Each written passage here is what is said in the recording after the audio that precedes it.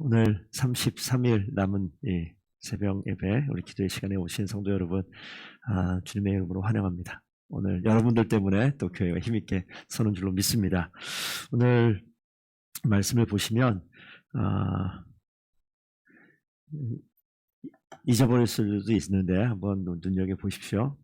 그 아합 왕 때 지금 이야기입니다. 아합과 이제 엘리야 이제 등장을 하는 열왕기상은 사실 아합 그리고 아합의 아들 그 아하시아라고 있는데 거기까지 하면 열왕기상이 끝나요. 그리고 뒤에 나가면 이제 우리가 아는 엘리야 말고 엘리사 선지자가 이제 등장을 해서 성경에 보면 이적을 가장 많이 행한 성경에 기록되어 있는 사람이 엘리사 선지자로 나오거든요. 열왕기하의 전반부에 쭉 나옵니다.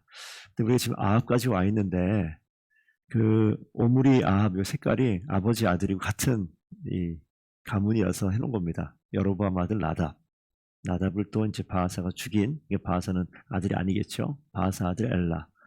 그 밑에 시므리는 또 이제 7일간 왕이 되었지만 없어지고 또 오므리가 또 왕이 된 이후에 오므리 가문의 아합, 아하시아, 아람, 요람, 여호람 이렇게 이름 나오긴 하는데 어쨌든 그 왕이 그렇게 되고 그 이후에 이제 전개가 됩니다. 그런데 지금 오늘 저 내용은 계속 그냥 한번 눈에 익히시라고 띄워놓은 거고요. 오늘 본문 보면 이 아합 때 가장 우리가 계속 반복되었던 말씀 기억하시길 부탁드리는데 여로보암의 길로 행했다. 여호와께 악을 행했다. 그러니까 아합도 계속 그런 장면이 나타나는데 오늘 20장, 21장 보시게 되면 이제 아합이 그 길을 걸어가던 아합을 이제 하나님께서 징계하는 장면이 등장을 합니다.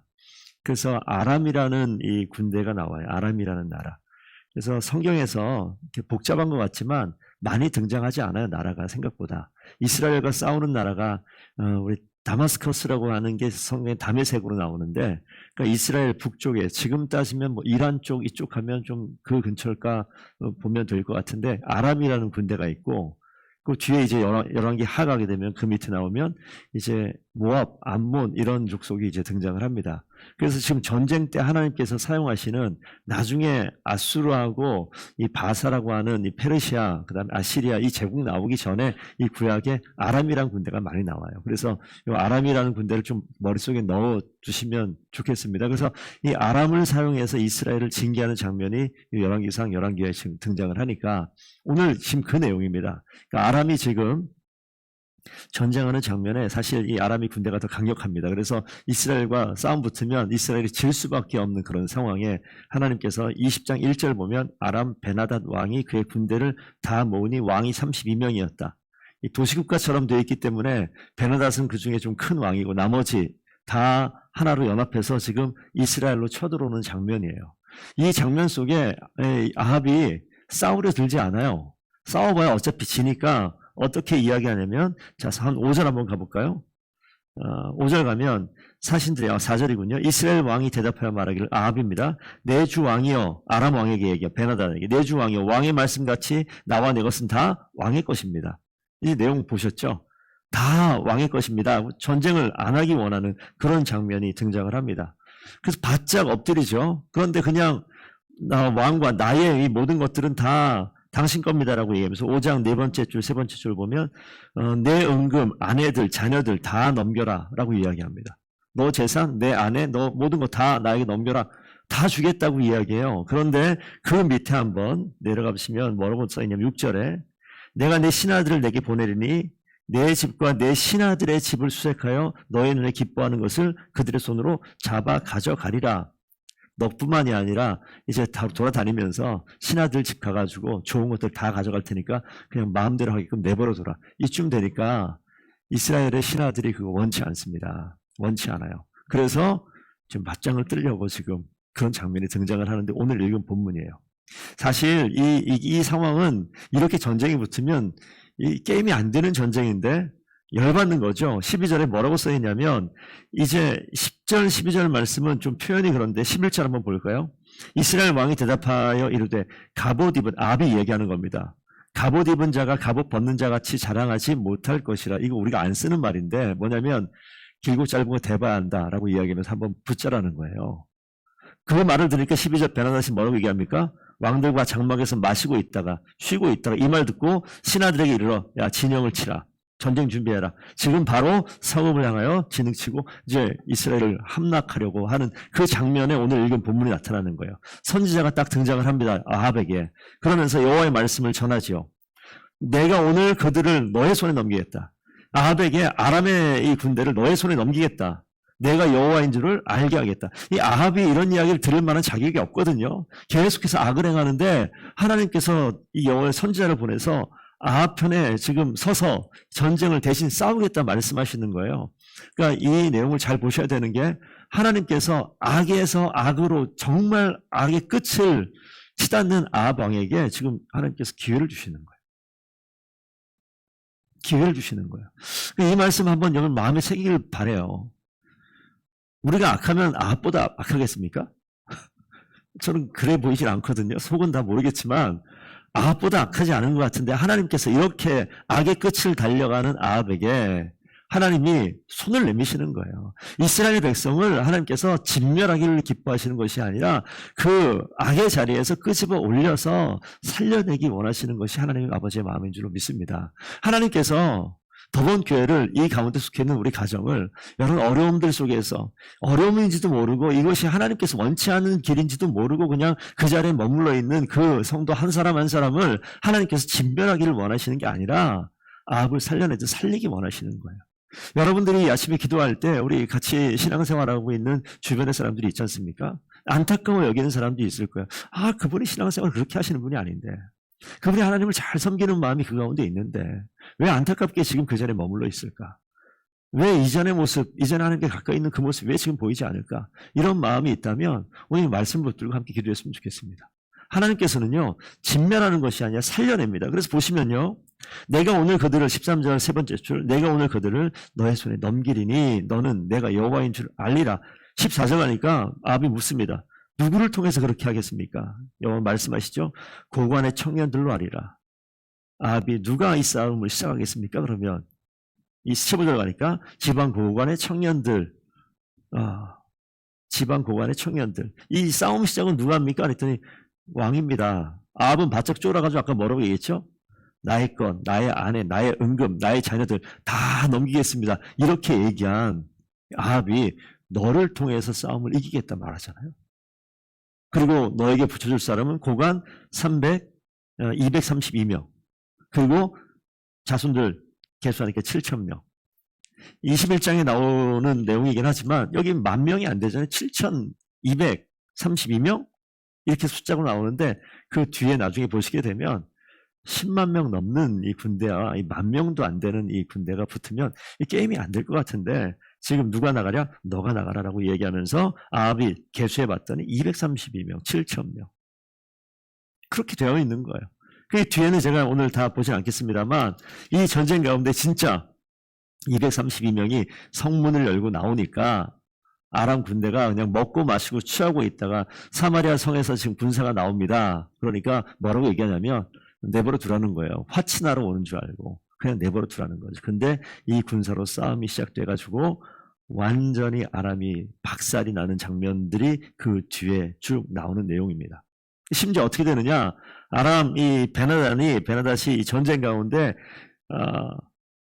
아주 끝까지 쫓겨나가지고 이 전쟁을 완전히 대패하고 말아요. 그러고 나가지고 다시 한번 이 전쟁을 준비하죠. 근데 이 선지자가 다시 등장을 해서 이 뒤에 있는 내용은 그렇습니다.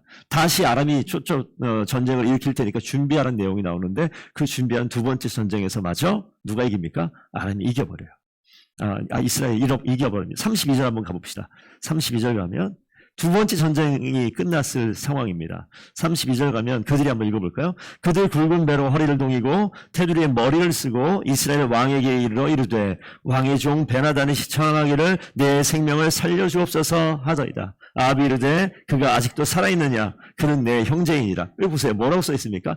완전 바뀌었죠. 베나다시 내 생명을 살려주옵소서. 그 뒤에 아마 그 앞에 보면 29절 보면 숫자가 나와 있어요. 아람 보병 10만 명과 그 뒤에 27,000명이 아벡성으로 도망갔는데 성이 완전히 섬멸당해가지고 다 죽어버린 거예요. 그래서 아람이 뭐합니까? 베옷을 입고 생명을 구걸하는 모양으로 돼버렸다고요. 이 전쟁의 시작은 하나님께서 하셨고 하나님이 진짜 여호와 하나님인 것을 보여주시기 위해서 그 나약했던 아합에게 기회를 주시고 그 적은 숫자를 통해서 승리를 맛보게 하셨는데 이 베나다시 와가지고 이 종의 생명을 살려주옵소서 이러고 있는데 아합이 한 얘기를 이 32절 맨 마지막 보세요. 그가 아직도 살아있느냐? 되게 교만한 모습 속에 있으면서 뭐라고 해요? 그는 내 형제니라. 이게 지금 치명적인 얘기예요. 하나님께서 다 멸하라고 했는데 뭐라고 얘기합니까? 이만큼 올라와서 형제라고 되게 거들먹거리는 모습으로 하면서 그를 병거 위에 올려가지고 마치 자기가 개선 장군처럼 화친을 맺어버립니다. 그리고 돌려보내요. 빼앗겼던 땅 다 받고 그럼 너네 그 돌아가서 이 담에서 거기 가가지고 거기에 나의 이름으로 길을 만들고 이런 이야기를 합니다. 그러니까 이 전쟁 가운데 하나님께서 일하신 것들을 완전히 뒤집어 엎어버리는 그런 내용들이 뒤에 기록이 되어져 있죠.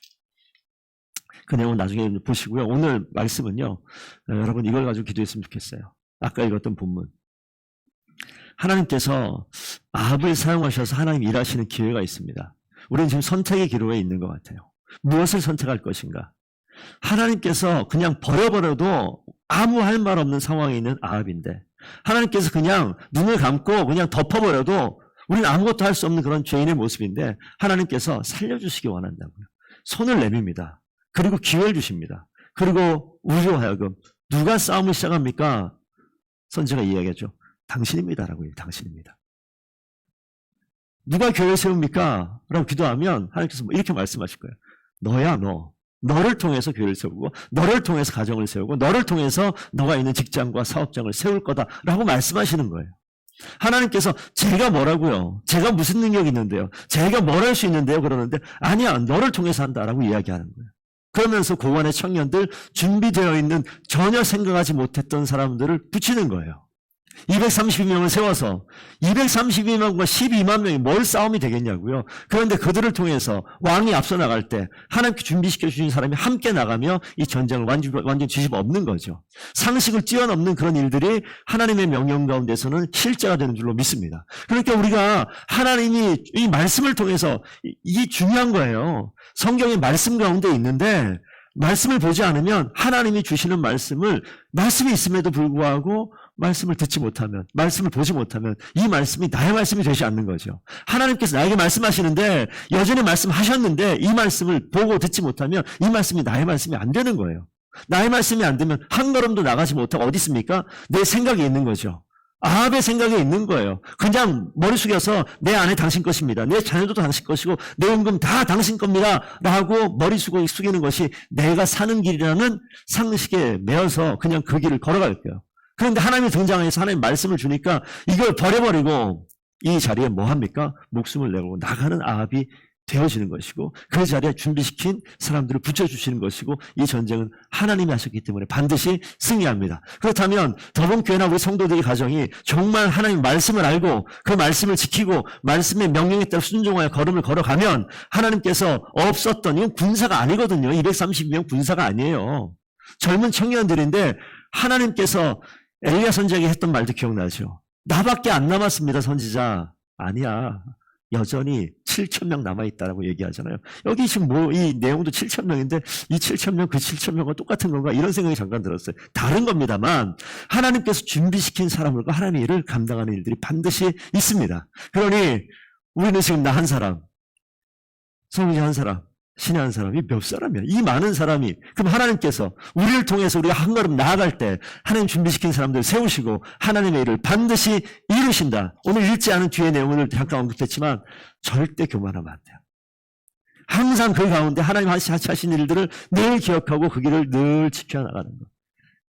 선지자를 통해서 우리의 생각을 깨우고 우리가 있어야 될 길을 가르쳐 주시는 것처럼 저희가 서로를 동역자로서 함께 바로 서야 될 길, 함께 나가야 될 길, 하나님의 말씀이 무엇인지 함께 나누고 함께 격려하고 함께 때로는 책망하고 그러면서 그 길을 하나님께서 원하시는 온전한 길을 걸어갈 때 하나님께서 하나님의 일을 반드시 이루실 줄로 믿습니다. 그 일을 우리가 함께 해나갔으면 좋겠어요.